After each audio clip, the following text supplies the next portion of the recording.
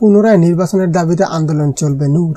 ঢাকা বিশ্ববিদ্যালয় কেন্দ্রীয় ছাত্র সংসদ ডাকসু ও হল সংসদের আরও নির্বাচনের দাবি জানিয়েছেন ডাকসুর নবনির্বাচিত সহসভাপতি ভিবি নুরুল হক নূর। বিকেলে ঢাকা বিশ্ববিদ্যালয়ের মধুর ক্যান্টিনে এক সংবাদ সম্মেলনে এ দাবি করেন তিনি।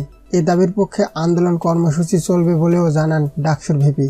নূর বলেন, সাধারণ শিক্ষার্থীরা চাইলে আমি দায়িত্ব গ্রহণ করব, না চাইলে করব না। তিনি বলেন, প্রধানমন্ত্রী রাষ্ট্রের সর্বোচ্চ ব্যক্তি, তার প্রতি শ্রদ্ধাবোধ থেকে আমি গণভবনে গিয়েছি।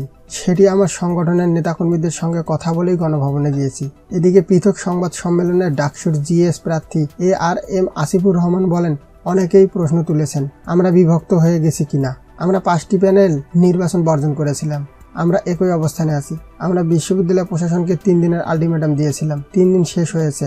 আমরা নতুন কর্মসূচি ঘোষণা করব। তিনি বলেন, প্রশাসন আমাদের কাছে নির্বাচনের কারচুপির প্রমাণ চাইছে। আমরা বলতে চাই, প্রমাণের পথ আপনারা আগেই বন্ধ করে রেখেছিলেন। নির্বাচনের আগের দিন আমরা সংবাদ সম্মেলনে করে বলেছিলাম, আপনারা মিডিয়া নিয়ন্ত্রণের চেষ্টা করবেন না। আমরা আগেই আশঙ্কা করছিলাম প্রশাসন এ ধরনের একটি নাটক সাজাতে পারে। আসিফ বলেন, সুষ্ঠু নির্বাচনের দায় যেমন বিশ্ববিদ্যালয় প্রশাসনের, একইভাবে কারচুপির প্রমাণ খুঁজে বের করার দায়ও প্রশাসনের, এবং আমরা প্রশাসনের সঙ্গে কোনো রকম সহযোগিতায় নেই। অতীতে আমরা প্রমাণ উপস্থাপন করেও কোনো বিচার পাইনি।